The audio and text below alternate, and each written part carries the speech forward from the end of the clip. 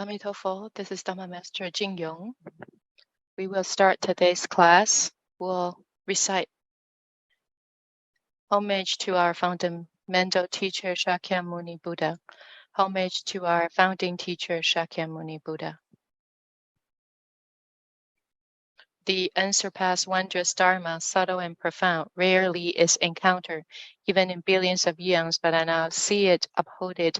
I vow to fathom the Tathagata's true meaning. Today, I'd like to talk about the Prajna thinking of the Sixth Patriarch Sutra. It's mainly focused on Chapter 2, Prajna, Chapter 4, Samadhi and Wisdom. In Chapter 1, we already mentioned Prajna thinking. Today, we first want to talk about 2 points. First is understand the mind, see the nature. The second is sudden teaching and gradual teaching. So in Chapter 1, where it all happens, Master Huineng at Huangmei, he was hustling rice for 8 months. One day, he had a chance to make a verse. I'm sure everyone is very familiar with it. Bodhi has no tree. Prajna has no stand. There is nothing to begin with. Where could thus alight? So the fifth patriarch said this verse, one did not see the nature, so the verse got erased. However, the second day, the fifth patriarch went to the sixth patriarch and hit on the wall for 3 times and put the walking cane behind his back and left. And with this movement, Master Huineng understood what fifth patriarch mean. So really late at night, at the hour of 3, he went to fifth patriarch's place. They covered themselves up with a piece of sash so other people would not see them. Fifth patriarch explained the Vajra Sutra to the sixth patriarch. And so at the point when fifth patriarch said, let your mind be unattached, he was enlightened. What was he awakened to?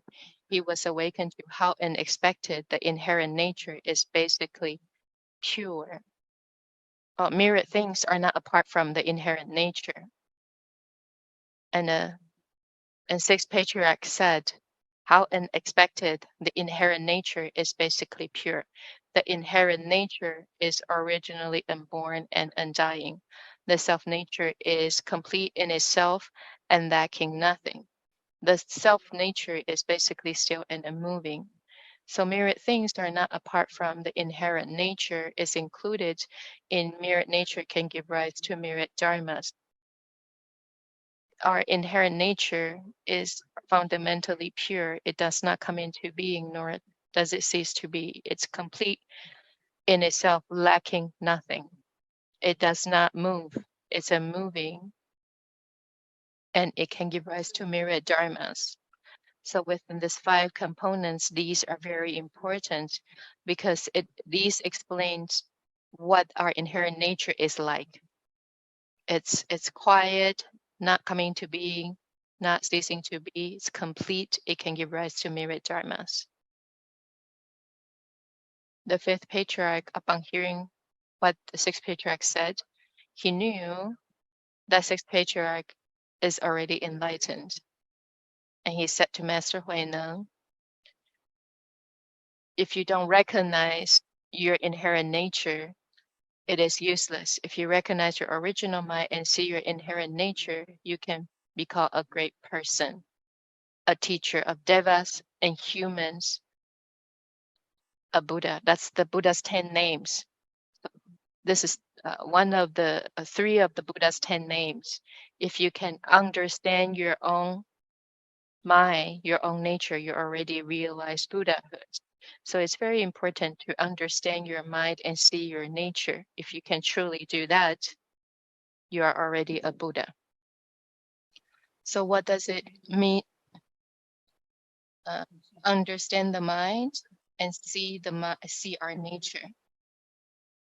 Can you see your nature? nature is very abstract. You can't see it, right? So how do we see our nature?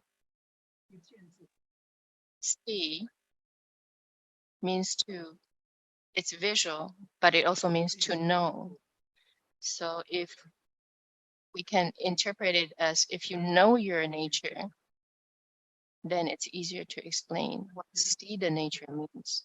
So if we go back to the sixth patriarch's verse, it says, our inherent nature is pure. It does not come into being, does not cease to be. It's complete and it can give rise to myriad dharmas. Understand that our inherent nature is pure, not coming to being, not cease to be. It's complete. It can give rise to myriad dharmas. So fifth patriarch said, sixth patriarch seen his nature. He knows the characteristics of the inherent nature. So these five aspects are very important because it's describing what our inherent nature is like. So what is our inherent nature?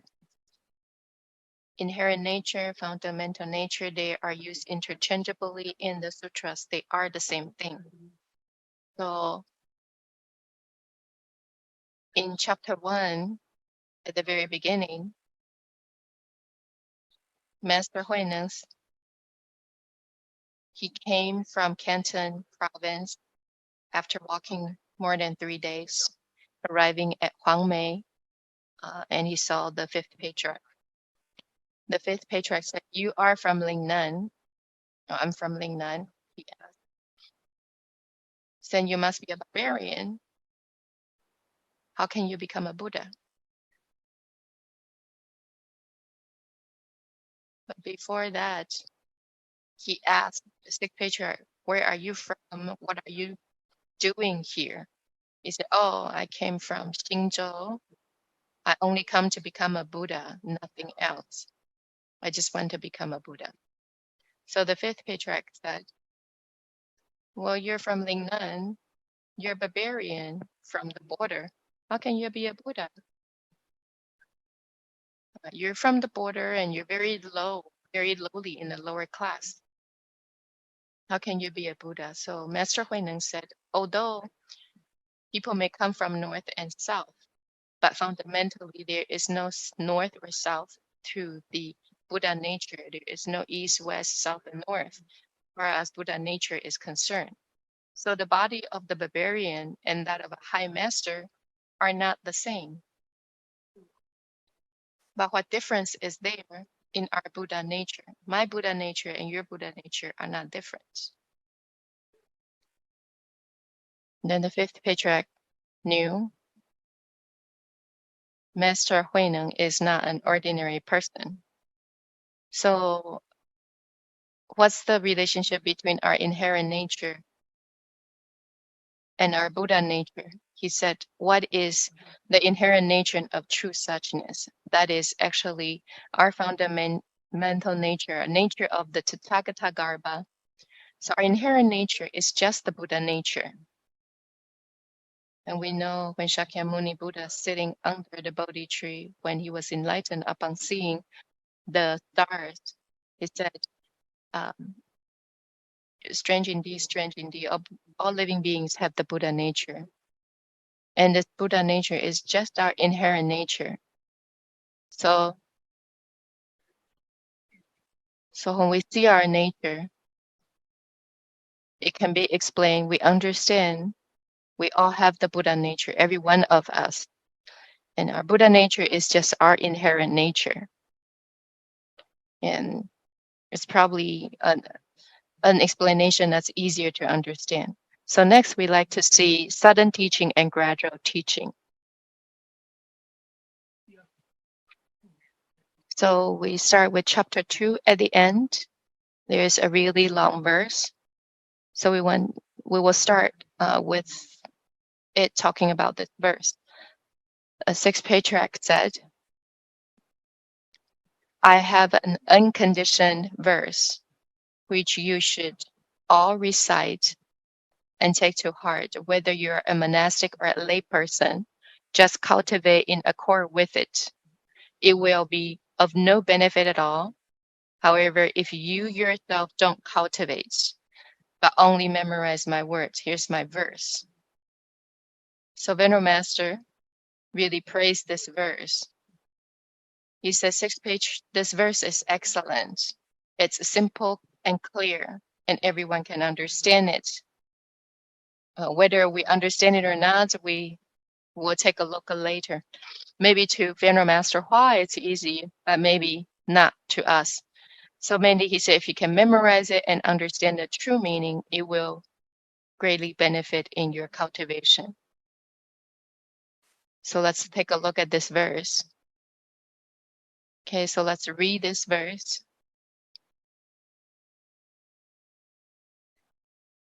And okay, and after we read it, we will explain it. I'm waiting for the translation, sorry.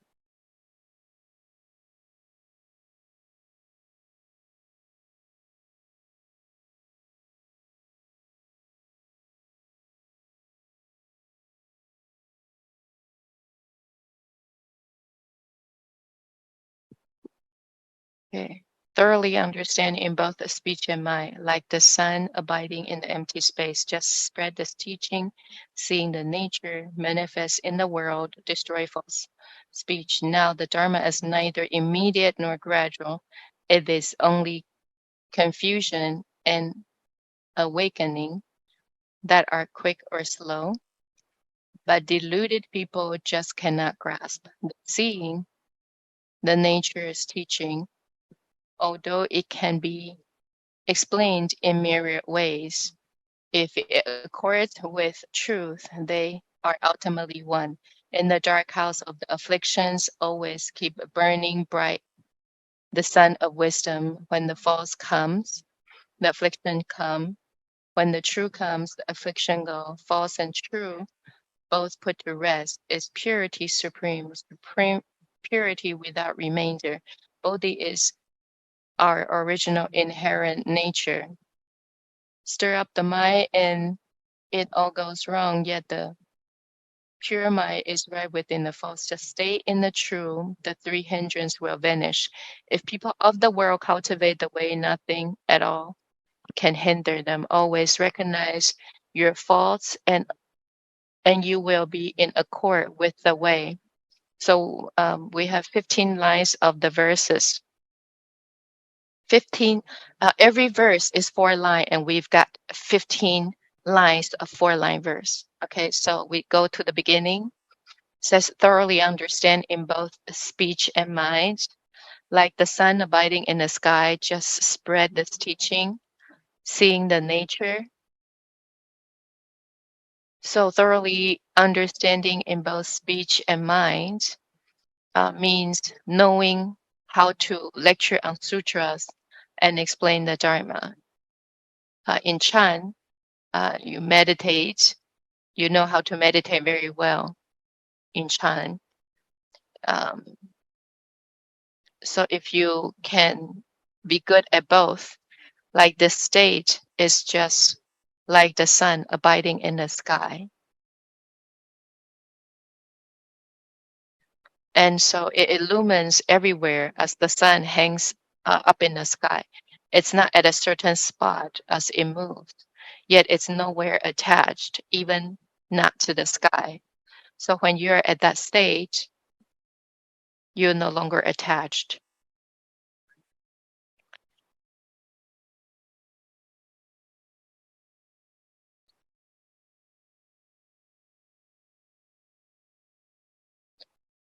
So we only transmit the Dharma of seeing the nature.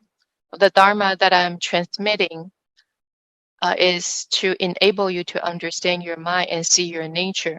Once you understand your mind, you have no difficulty in whatever you do.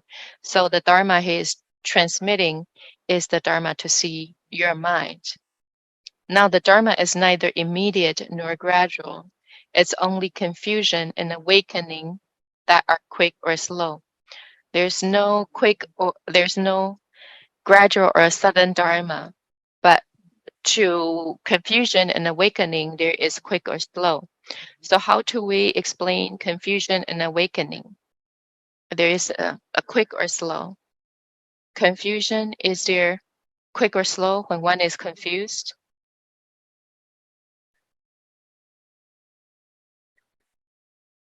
So if we translate into two different words, confusion and awakening, so it could be from confusion to awakening. We ordinary people are confused. When you are awakened, the process of awakening, it could be quick or slow. So another rendering could be awakening from confusion can be quick or slow. The first line, Dharma, is one thing, confusion and awakening. So this is kind of matching couplet.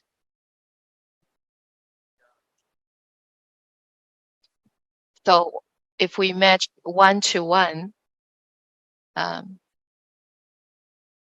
awakening from confusion as one thing, it's more reasonable.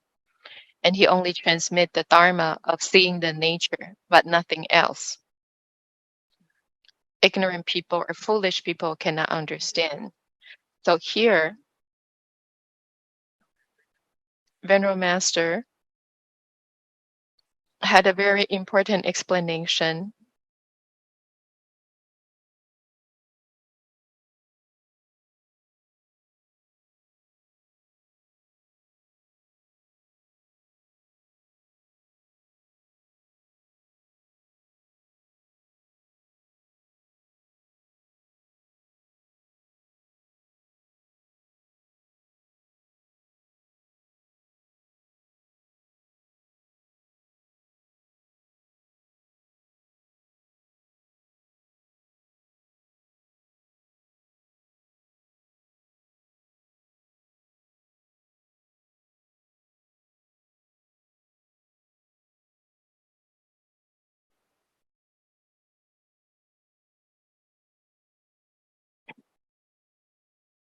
This is what Venerable Master explained as the sudden teaching.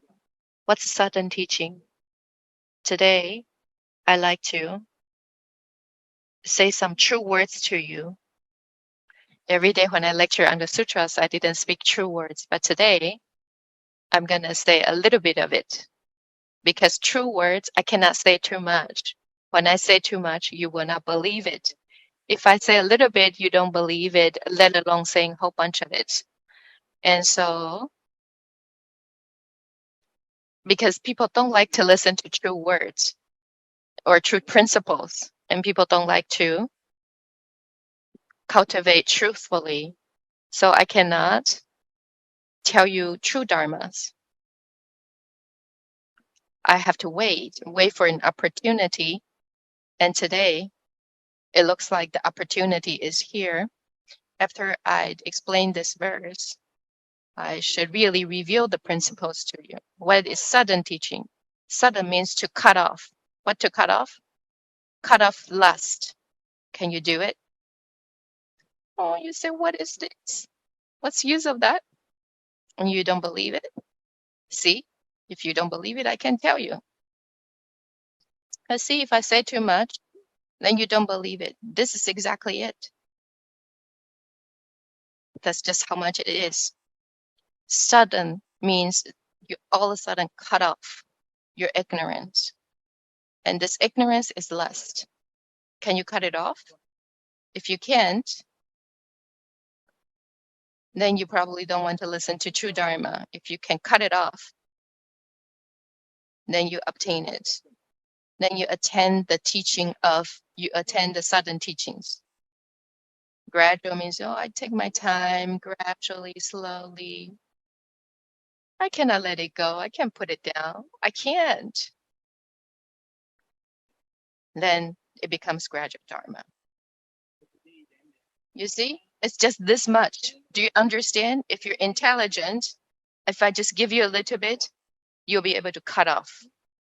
And foolish people, you can't let it go. You can't put it down yet. And then say, oh, I don't believe this is the true Dharma. I don't believe this is the sudden teaching. Therefore, I never talk about this. Uh, if you want to believe it, if you believe it, you're already a Buddha already. It's just because you don't believe it, you're just dragging your feet along and you're still revolving in the six wheels of transmigration. If you still want to revolve, then you go and turning around. I can't, I cannot force you to stop revolving in the six paths. So the awakening and confusion are quick and slow. If you don't cut off now, when you become a Buddha, you still have to cut that off. Right now, you don't want to become a Buddha yet, therefore, you don't want to cut off. So the sudden teaching, just this sudden teaching, is the Dharma of seeing the nature. If you can cut off, cut off lust, you can understand the mind and see your nature. And so for foolish people, you cannot tell them about this. They cannot understand it and won't believe it. Just when I told you, you should cut off lust and you didn't want to cut off lust.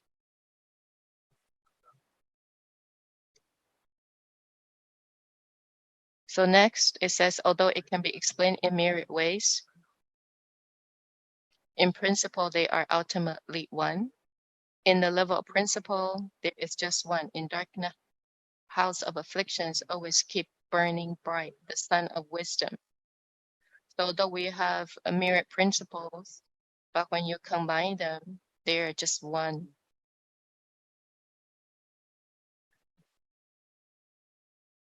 So myriad dharmas returns to one, and one disperse into myriads. When the false comes, the affliction come. When the true comes, the afflictions go. And Venerable Master said, what does it mean by what wrong comes? When lust comes, that is wrong. Affliction then will follow. Don't think it's happiness, it's actually affliction. So what is right? It's your prajna. If you have no ignorance, you will have genuine wisdom that breaks through the ignorance. Bodhi is our original inherent nature. Start up the mind and it all goes wrong. Yet the pure mind is right within the false. And our inherent nature, Bodhi is just our inherent nature. Don't look for it outside. Inherent enlightenment is just within your inherent nature. If you give rise to one thought, that's just false thinking. The pure mind is within the false.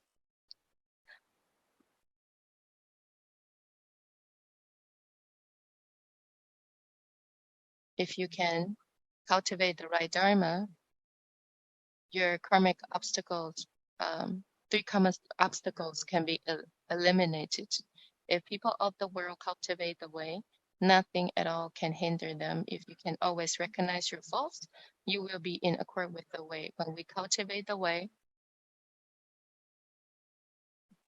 any dharma you can accomplish. If you truly understand the dharma, in walking, standing, sitting, lying down, you will be able to cultivate. Nothing can hinder you. So you should always look at your own faults.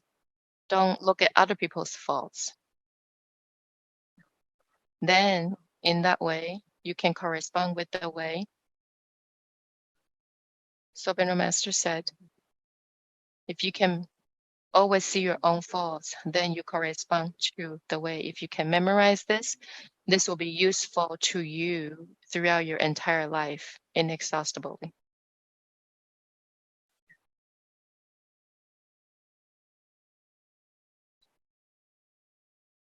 So if you can see your own fault, then you correspond with the way. Each form has its own path. They don't hinder or trouble one another. They abandon the way to seek bypath. Oh, sorry. If you leave the way, you say, oh, I'm leaving this way. You're adding a head on top of a head. If you can see what happens and awake, then you can transcend the world. If you see what happens and are confused, then you fall and sink. If you're awakened to the situation, you transcend the world. But if you're confused, then you will fall. So where do you cultivate? from morning to night. You go through this entire day. Whatever you do accords with the Dharma. Everything is correct. You don't do anything evil, then you're cultivating the way. You don't have to be apart from your everyday life and try to find another way. Then later, a verse will say that the Buddha Dharma is right within the world. It's not apart from the world that you look for enlightenment. It's the same principle. A frantic passage through life will end in bitter regret. If you wish to, if you don't have a mind for the way, if you're stumbling in a dark, blind the way, someone who truly walks the way is blind to the faults of the world. Don't see other people's faults.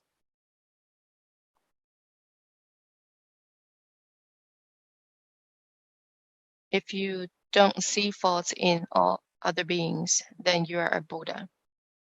If you see all living beings are demons, you yourself are a demon.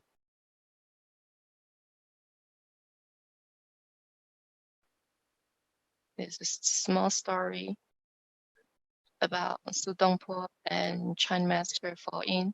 They had a lot of stories. A short story goes like this. Su Dongpo, the poet, is a good friend of Chan Master Fall In.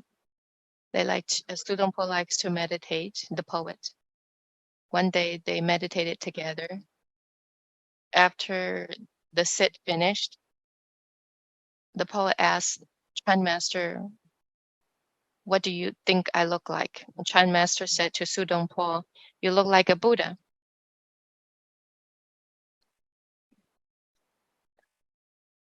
And then the Chan Master said, "What do you think? What do I look like?" Then the poet said, "Well, you look like a pile of mud."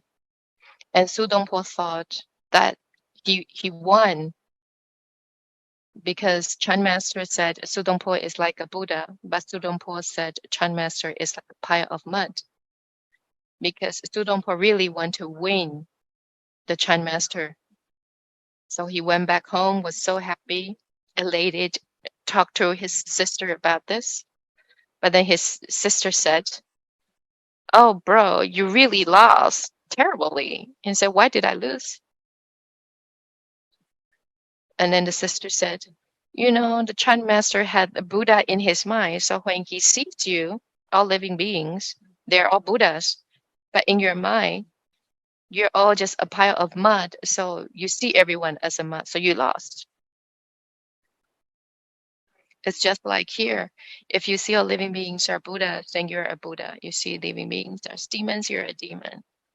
But you see, when Su Dongpo see everyone else as mud, then that's just dirt in his own mind. If you point out others' faults, your fault finding itself is a fault. Others' fault, I do not fault. As for my own fault, I blame myself. So here, there are a lot of fault in this verse. The third line, you have two faults. One's fault, I do not fault. The first line is easy to explain. If you see other people's fault, other people's wrongdoings, are fault finding, the fault here, it means I see other people's fault, means I'm fault finding. It's the kind of behavior, fault finding behavior. It's a good translation. When you see other people's fault, it's called fault finding. You're not slandering anyone, but you just keep finding faults in other people, picking on other people, criticize others. Others' faults, I do not fault. Although other people made mistakes, I don't find fault in them. Like I don't see their fault. But if I pick on their faults, I myself am in fault. I think it's a good explanation. So Venerable Master's explanation, the Buddhas see all living beings are all just Buddhas. If you see all living beings as Buddhas, you're Buddhas. Just rid of fault-finding attitude. Once cast aside, the affliction will vanish when attractions and aversion no longer a concern. Stretch out legs and lie down. If you can get rid of your fault-finding attitude, you will no longer have any afflictions. Attraction and aversion. When is no longer a concern, it means you don't care or you close your mind. It doesn't mean you block your mind. It means it doesn't concern you, that you don't have any attraction, aversion toward this matter. You have transcended any kind of emotions that you have towards something. No attraction, no aversion. Then you can stretch out your legs and lay down. And you can go to sleep and you can relax. If you hope to teach and transform others, you yourself must have skillful means. Do not raise doubts in others, and your essential nature has manifested by itself. You should have skillful means when you want to speak Dharma to others. Don't raise doubts in others. Then your essential nature will manifest. It's not their inherent nature.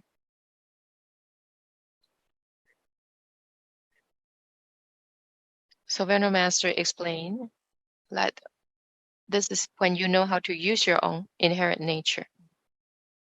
The Buddha Dharma is right here in the world. There is no awakening apart from this world. To search for Bodhi somewhere beyond this world is like looking for a rabbit with antlers. Dharma is just right within the world. If you leave the world to look for enlightenment, enlightenment is not apart from the world. And to search for Bodhi somewhere beyond this world, then it is like what? Looking for a rabbit with antlers. Rabbits don't have any antlers. Well, only that rabbit has it, but other rabbits don't. That if you want to leave the world and want to become enlightened, it's impossible. Buddha Dharma is just the Dharma of the world. It's mundane Dharma and world transcending Dharma.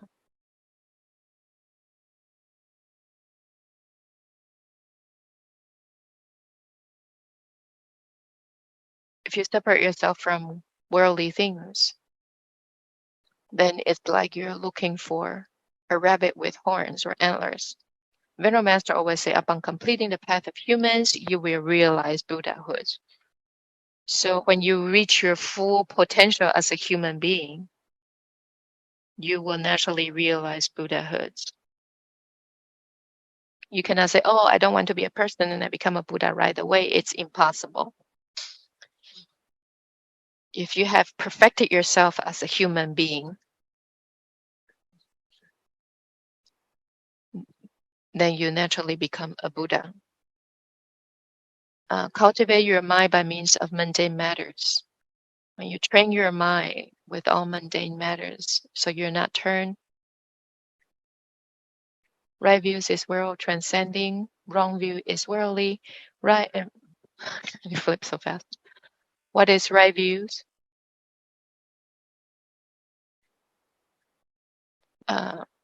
Awaken to that you need to cut off your lust.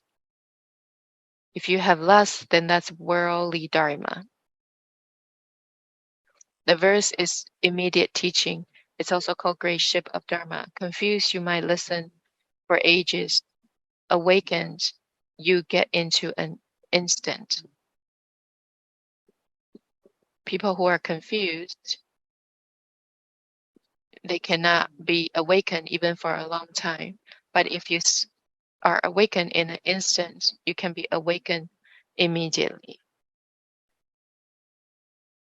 So for the Samadhi Wisdom chapter, we will just browse through fast. It's a short chapter. We always say that concentration comes from upholding precepts, and wisdom comes forth from concentration. Sixth Patriarch emphasized that wisdom and samadhi is one, not two. And this Dharma door is based on samadhi and wisdom. Samadhi is the essence of wisdom, and wisdom is the use of samadhi. What is wisdom and samadhi like? They are just like lamp and light. If you have a lamp, then there is light. If there is no lamp, it's dark. The lamp is the substance of the light, and light is the use of the lamp. Although they have two names, their substance is just one. So the dharma of concentration and wisdom is also like this.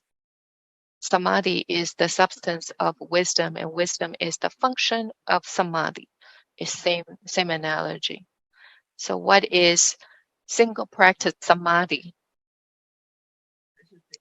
So at all times, in all times, you use the direct mind, use the straight mind. So the Vimalakirti Sutra says the direct mind is the place of awakening, the direct mind is the Pure Land. Whatever you do, you use the direct mind, you use the straightforward mind in daily life. Then that's a single practice samadhi. Okay, so this corresponds to the previous parts. Proper Dharma has no sudden and gradual, but our potential has a sharp and dull, and people's disposition are different, confused. At the end, the teaching of ours from its very inception has taken the void of thoughts as its principle, void of appearance as its essence, and void of cleaning as its basis.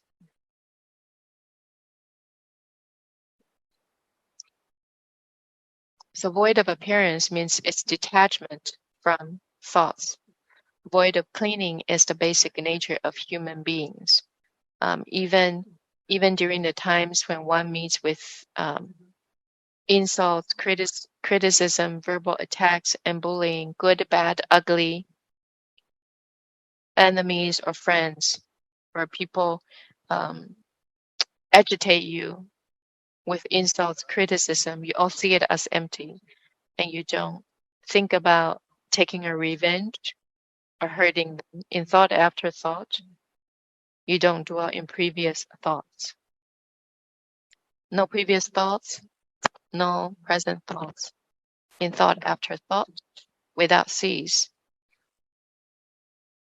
then that's bondage. But if you're not attached to any thoughts or not dwell in any thoughts, then you're free of bondage.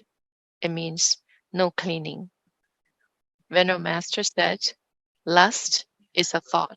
When you don't have any thought, then there is no lust. If you don't have any wrong thoughts, there is no differentiation between men and women. If you have no notion of men and women, then that's the wonderful Dharma. If you have no perception of forms, totally free of notion of self, then how can you give rise to lustful thought? No appearance of self, no dwelling in thoughts, no attachment. Don't you think this is true freedom? That's true liberation. So I'd like to make a brief conclusion. It's in the Prajna chapter. Our inherent nature is the Buddha. Apart from this nature, there is no other Buddha. Our inherent nature is just the Buddha nature. When we are apart from this nature, you want to look for the Buddha, you can't find it. So when we say understand the mind and see the nature, it means to see our Buddha nature. And we already looked at this. Our inherent nature is just the Buddha nature. Sudden teaching means to cut off lust. What does it mean to be enlightened? To enlighten to that emotions and desires are most harmful to our body. It's also most harmful to our life. It's the most important thing because it will harm our wisdom. We don't have much time to discuss, so we will give you this as your homework. These are two verses. The body is a Bodhi tree, the mind a mirror stand bright. Time again and again brush it clean and let no dust alight. And the sixth patriarch said, basically, Bodhi has no tree, there is no mirror stand, there is not one thing where could dust alight. So fifth patriarch said, this verse means Master Shensho has not seen his nature, and sixth patriarch has seen his nature. So the question I want to pose is, why the first verse means he hasn't seen the nature, and the second verse has? So this is your homework this week. Think about it.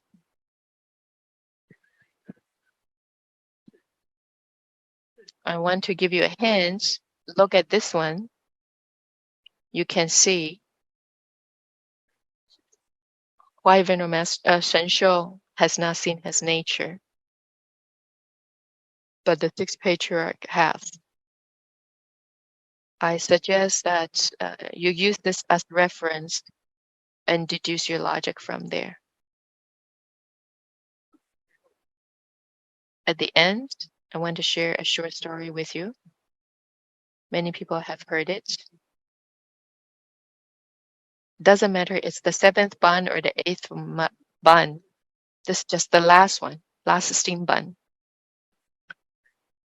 In the past, someone went traveling far away from home. He walked very far. On the path, there was nobody there, no house. All the food he brought, he finished. He was very hungry.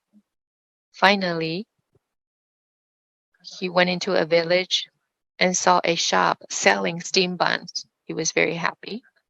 He sat down and started eating. He bought one, was not full. Bought the second one, not full yet. And he continued doing this for 6 buns. And then he bought one last one, the seventh bun. And then when he ate the seventh bun, he was full. He was so happy. But then he regretted. He said, why am I so stupid? I should just eat a seventh steam bun. And the first 6, I don't have to eat. And it's a waste that I ate the first 6. What do you think about the story? Is this an intelligent person or a foolish person? The story illustrates the difference between sudden and gradual teachings. So when he ate the seventh bun, he was full. So it's like sudden enlightenment. But the reason why he was suddenly enlightened or suddenly full was because he ate the first 6. You have to eat the first 6 buns first. And then upon eating the seventh one, you will be full. Same with gradual teaching and sudden enlightenment. You need to always diligently sweep your dust, sweep clean. And then when you find no dust on the mirror, then you're suddenly awakened. So I'd like to share this short story with you to illustrate the sudden teaching and the gradual teaching. So time is up. I'd like to stop here tonight. Amitofo.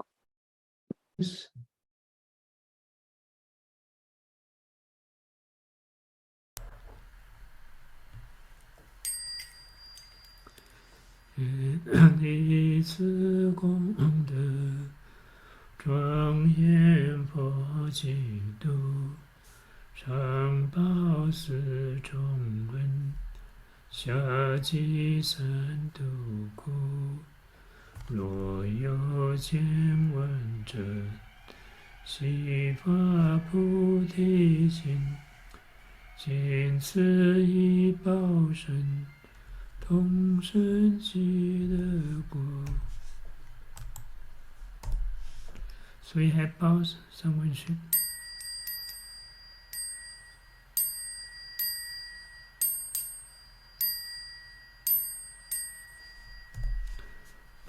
In respect to the Venerable Master,